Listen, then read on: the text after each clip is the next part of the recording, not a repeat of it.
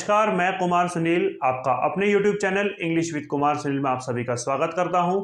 ठीक है, जैसे आपको पता है हमने इंग्लिश ग्रामर के लेक्चर्स की कुछ सीरीज चलाई हुई है और उसमें हमारा 4 टॉपिक जिसका नाम है कंडीशनल सेंटेंस चल रहा है। उसका सिस्टम हम धीरे धीरे पढ़ रहे हैं और आज शायद लास्ट क्लास हो जिसमें उसका पूरा सिस्टम पढ़ दिया जाए, मतलब पूरा का पूरा टॉपिक अपना उसमें कंप्लीट हो जाएगा। तो चलिए शुरू करते हैं अपने लेक्चर की शुरुआत बोल के जय बाबा की। ठीक है, तो देखिए चलते हैं। हमने कल पढ़ा था इसमें, कल हमने एक टॉपिक किया था लास्ट में जिसका नाम था हमारे पास इन्वर्जन, और आज हम करेंगे इंटेरोगेशन।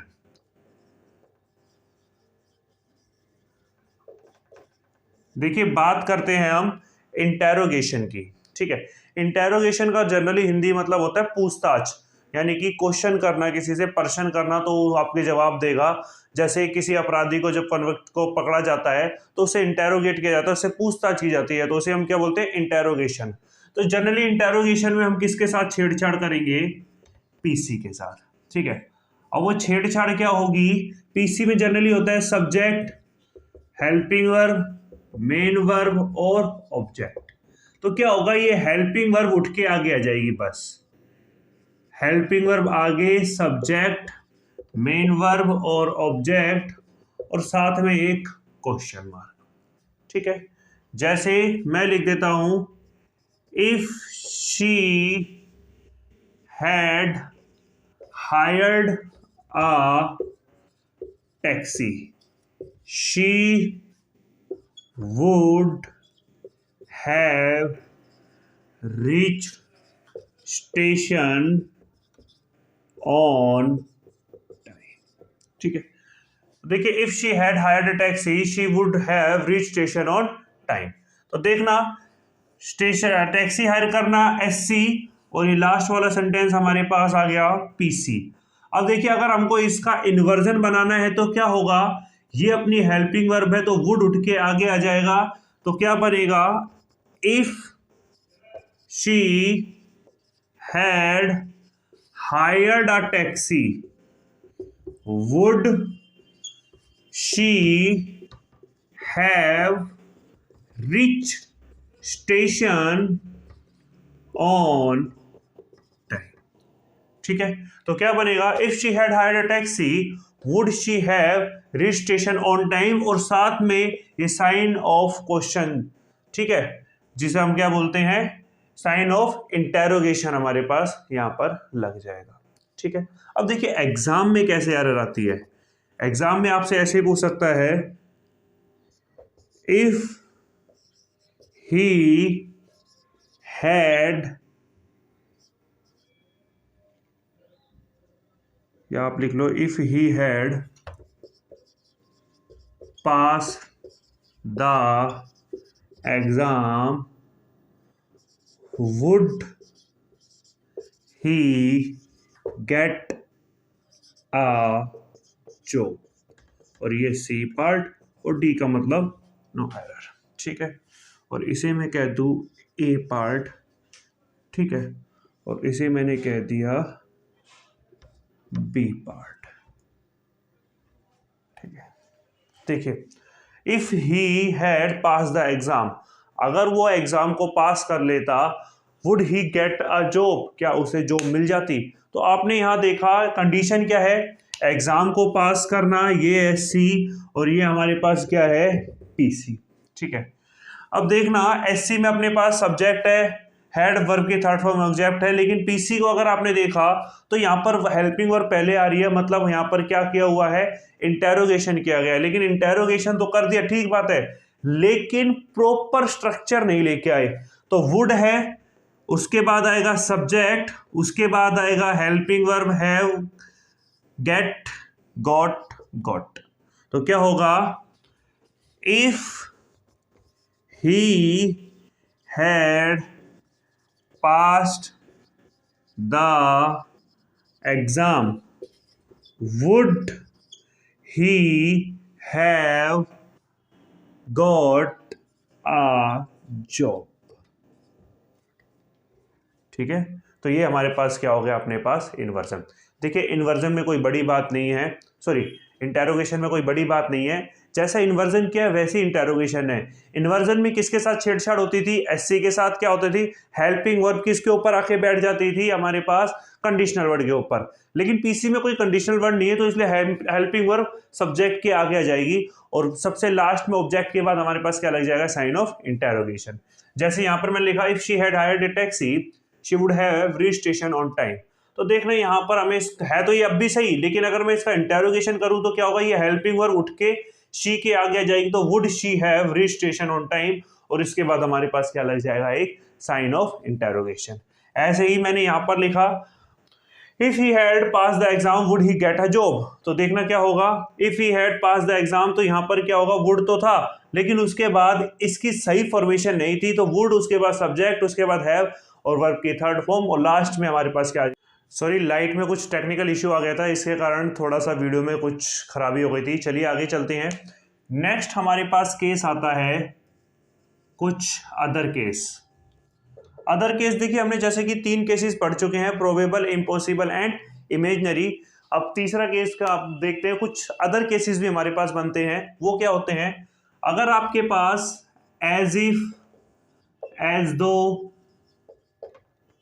सपोज, आई विश, ठीक, इन केस, ऐसे करके सेंटेंस में आ जाए, मतलब कंडीशन से कैसे आ जाए, ऐसे करके आ जाए, तो सबसे पहले आपको क्या करना है, अगर इनमें से कोई भी एक चीज आती है तो आपको 2 चीजें चेक करनी है कि ये प्रेजेंट में है या पास्ट में है।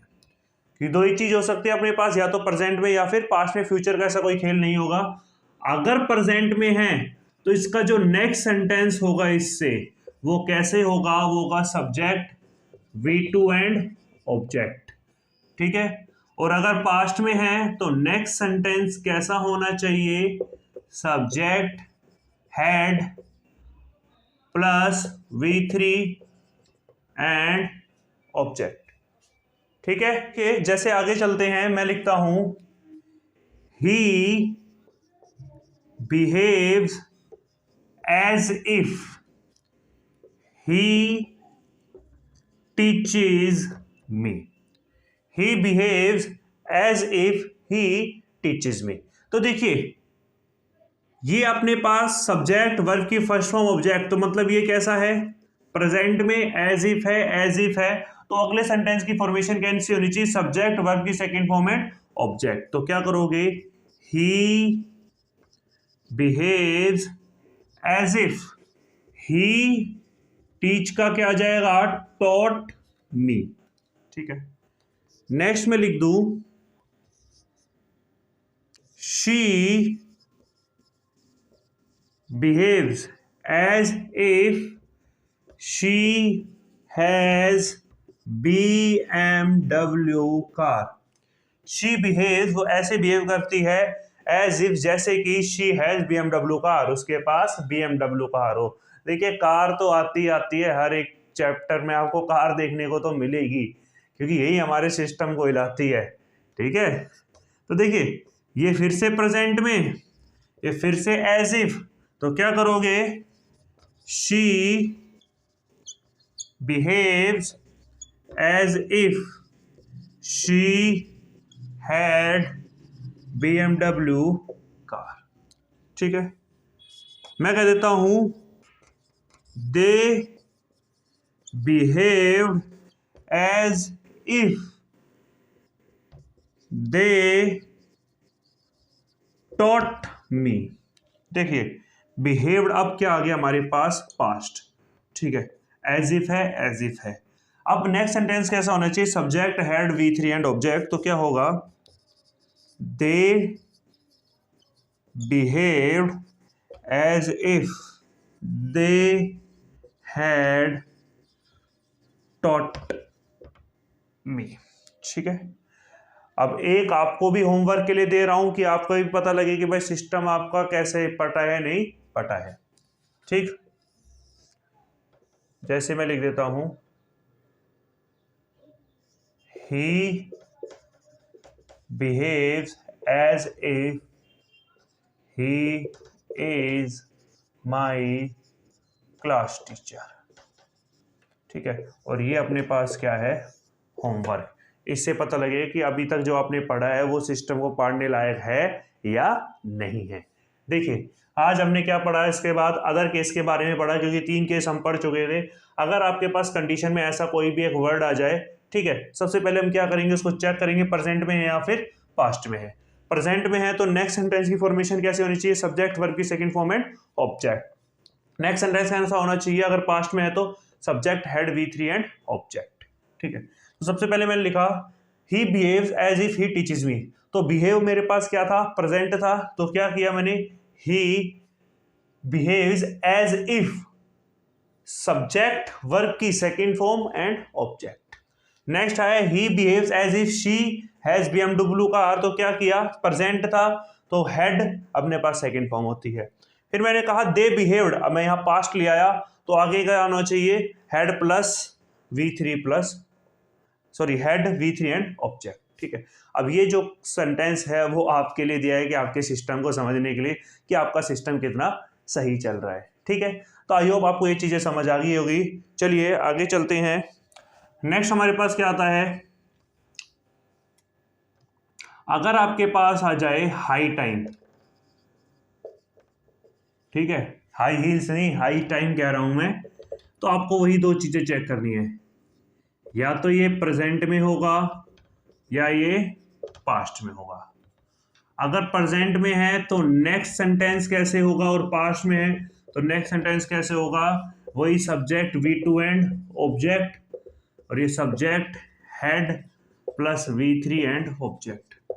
देखिए हाई टाइम का मतलब क्या होता है, सही समय। आप बोलते हो ना यही सही समय या वही सही समय था, ये कर देता वो कर देता, तो इसे हम बोलते हैं सही समय। ठीक है, अब देखिए एग्जाम में कैसे पूछा जाता है, मैं कह देता हूं it is high time I should learn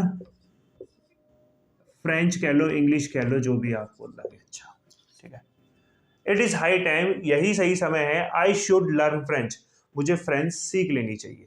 ठीक है, तो देखिए हाई टाइम आ गया, हाई टाइम है। अब ये बताइए प्रेजेंट में है या पास्ट में है, तो देखना आपने इज देखा, इज का मतलब क्या है, प्रेजेंट में है, तो प्रेजेंट में है तो नेक्स्ट सेंटेंस कैसा होना चाहिए, वो आपके आगे है, तो it is high time, subject उसके बाद शुड हट जाएगा, वर्ब की सेकंड फॉर्म लर्नड फ्रेंच।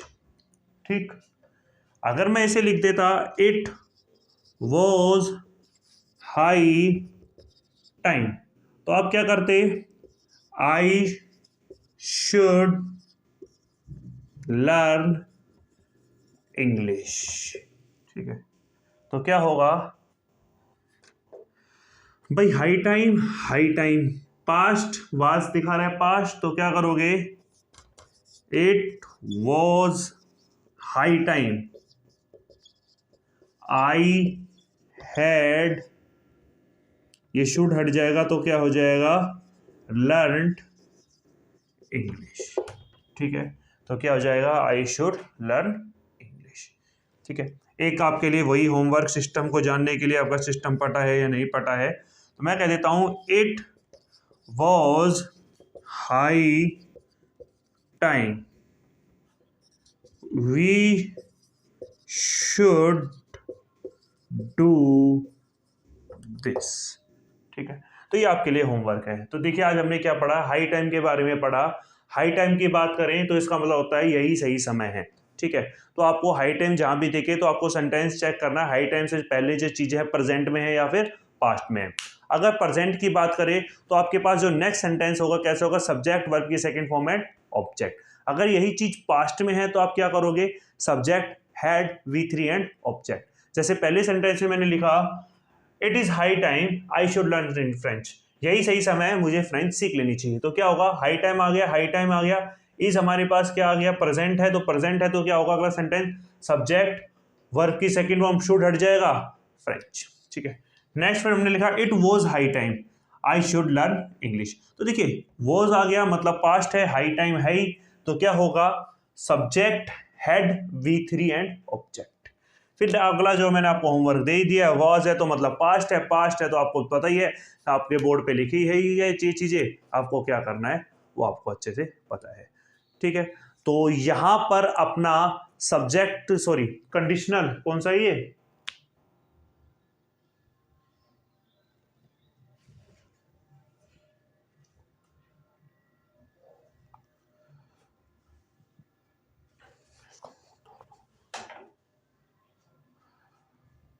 तो यहां पर अपना कंडीशनल सेंटेंस का टॉपिक भी कंप्लीट होता है। नेक्स्ट टॉपिक हम करेंगे प्रेपोजिशन। ठीक है, और मुझे पता है जहां तक अगर आप मेरी सारी वीडियोस को देख रहे हो तो आपको इंग्लिश ग्रामर बहुत इजी लगने लग जाएंगी ये चीज़ें। ठीक है, अब आपके शायद नंबर भी इंक्रीज होने लग जाए, आपका सिस्टम भी पढ़ना आपको पता लग जाए कैसे सिस्टम पढ़ा जाता है। ठीक है, तो अगर आपको वीडियोस अच्छी लगती हैं तो वीडियोस को लाइक कीजिए, शेयर कीजिए, सब्सक्राइब कीजिए और बेल आइकन को दबाना ना भूलिए। तो कल मिलते हैं इसी और हिस्सा उमंग के साथ। अब वैसे भी कुछ दिनों तक वीडियो नहीं आएंगी क्योंकि दिवाली का फेस्टिवल है। ठीक है, तो आगे जब भी वीडियो आएंगी तो आपको नोटिफिकेशन मिल जाएगा। तब तक के लिए बाय, चलिए फिर मिलते हैं, गुड नाइट।